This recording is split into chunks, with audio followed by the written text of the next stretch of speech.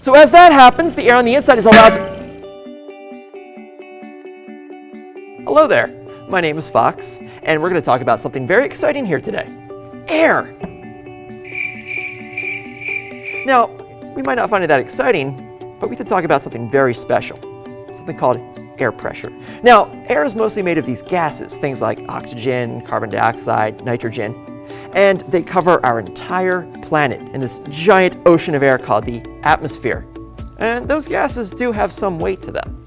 Now, for every square inch, about this measurement right here, this little tiny square, for every square inch here on the surface of this earth, on this table, or on my body, we have 14.7 pounds of air pushing on it. That's basically like this. So for every square inch, you have this much weight pushing on you, squeezing you, crushing you. Do you feel that? No, you don't, because you are used to having this air around you all the time. Now, also, you do have air inside of your body, in your sinuses, in your ears, in your stomach, in your lungs, and that's also pushing back. You're creating this nice balance of the air on the outside pushing on you and the air on the inside pushing back out. What would happen if you didn't have air around your body pushing on you? Well, let's find out. What we're going to do instead is use this thing right here. Now this is a vacuum chamber.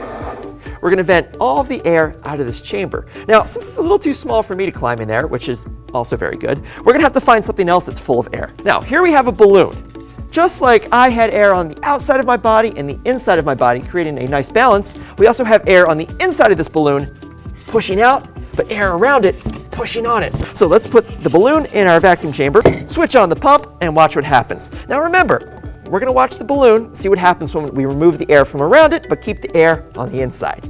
Here we go. Now if you're watching the balloon, you might notice that it's changing size. It looks like it's growing bigger, but I'm not actually pumping any more air into it. All we're doing is removing the air from around the balloon. So as that happens, the air on the inside is allowed to push out until, well, the balloon popped.